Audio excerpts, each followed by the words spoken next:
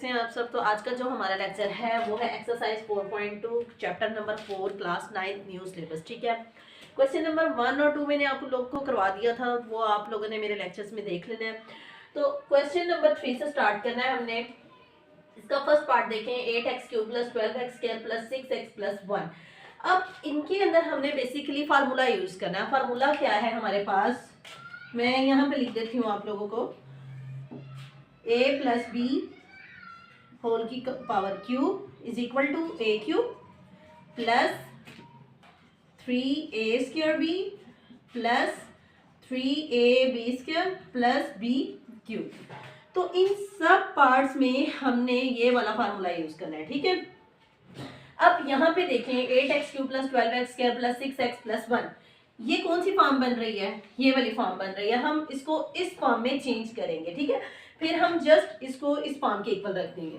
अब यहाँ पे देखें, इसको हमने इस तरह से सेपरेट कर दिया, 2x³ प्लस इसको भी सेपरेट कर दिया 3 मल्टीप्लाई, और यहाँ पे 2 2 4 x² ठीक है, यहाँ पे 4 3 12 और 1 के साथ जिस नंबर को भी मल्टीप्लाई करें वो खुद ही आते हैं। ठीक है, तो यहाँ से 12x² ठीक है प्लस 3 × 2x कितना हो गया 6x, और 1 यहाँ पे फार्मूले का इस तरह से ये यूज हो गया +1 होल की पावर क्यूब। तो हमारे पास ये वाली सारी फॉर्म बन गई है ये वाली। ठीक है, तो अब हमने इसको इसके इक्वल रख देना है। यहाँ पे आ गया 2x + 1 होल की पावर क्यूब, ये हमारे पास हो गया इसका आंसर।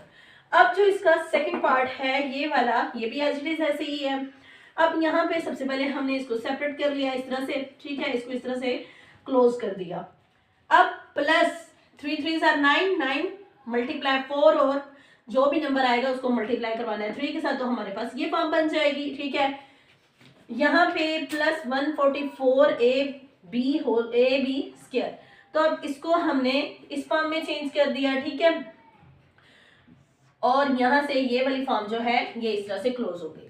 तो अब ये वाला भी इसी फॉर्म में आ गया, तो हमने क्या किया, इसको इस फॉर्म में क्लोज कर लिया 3a + 4b होल की पावर क्यूब में।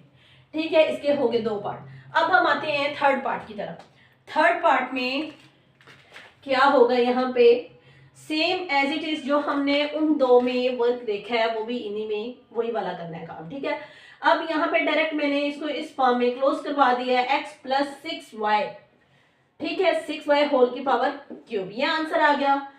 अब यहाँ पे देखें ये वाली और ये वाली वैल्यू, यहाँ पे अगर हम ये वाली देखें, ठीक है, तो वो तो xy है, फार्मूले के ये वाली कंडीशंस वो पूरी कर रही हैं, ये वाली और ये वाली। ठीक है, x होगी हमारे पास, ये वाली a होगी और ये वाली b होगी, तो इसी तरह से ये क्लोज हो गई। इस तरह से 2x - 5y होल की पावर क्यूब। तो हमारे पास जो इसका क्वेश्चन नंबर 3 है वो हो गया सॉल्व। अब हमारे पास है क्वेश्चन नंबर 4। ठीक है, क्वेश्चन नंबर 4 को सॉल्व करने के लिए हमें इन फार्मूलाज का पता होना चाहिए। ठीक है, ये फार्मूलाज हमें याद होने चाहिए। a³ + b³ = a + ba² - ab + b², a³ - b³ = a - b, a² + ab + b²। तो जस्ट इन 2 फार्मूला के थ्रू हम ये वाला जो क्वेश्चन नंबर 4 है इसके सारे पार्ट सॉल्व करेंगे। अब पहला देखें क्वेश्चन, ये किसके अकॉर्डिंग हो रहा है, इसके अकॉर्डिंग सॉल्व हो रहा है। अब इसको हम सेपरेट करेंगे 5a होल की पावर क्यूब - 1 होल की पावर क्यूब। अब इसको ओपन कैसे करेंगे, इसके इक्वल क्या है हमारे पास, ये वाला इक्वल है a - ba² + ab + b²। Just a क्या है हमारे पास, ये वाली, और b क्या है, ये वाली। तो हमने जिस फार्मूला के अंदर ये सारी चीजें जो है वो पुट करनी है, तो हमारे पास ये क्वेश्चन हो जाएगा सॉल्व। इसका जो सेकंड पार्ट है वो भी एज इट इज ऐसे ही है। यहाँ पे देखें ये किसके अकॉर्डिंग सॉल्व होगा, ये वाला अकॉर्डिंग सॉल्व होगा इसके। ठीक है, a कौन सी है हमारे पास, ये वाली, और b कौन सी है, ये वाली। ठीक है, तो जस्ट इस फार्मूला के अंदर हमने सारी वैल्यूज को पुट करना है, तो हमारे पास ये वाला भी पार्ट हो जाएगा सॉल्व। अब थर्ड क्वेश्चन की तरफ आते हैं। थर्ड क्वेश्चन है हमारे पास ये वाला, x⁻6 - 27। अब पावर क्यूब में पहले लेके आनी है, यहाँ पे 2 3 6 2 अंदर लिख लेंगे और 3 बाहर, तो हमारे पास वो कंडीशन पूरी हो रही है x² होल की पावर क्यूब - 3 होल की पावर क्यूब। तो ये फार्मूला बन रहा है हमारे पास ये वाला। तो जस्ट अब हमने क्या करना है, फार्मूला के अंदर सारी वैल्यूज को पुट करेंगे, a की वैल्यू और b की वैल्यू को, तो हमारे पास ये वाला जो पार्ट हो जाएगा सॉल्व। अब हमारे पास है इसका 4 पार्ट, ठीक है। यहाँ पे 4 पार्ट है हमारे पास ये वाला। अब ये किस अकॉर्डिंग फार्मूले के होगा, ये वाला इस फार्मूले के अकॉर्डिंग होगा ये क्वेश्चन, ठीक है।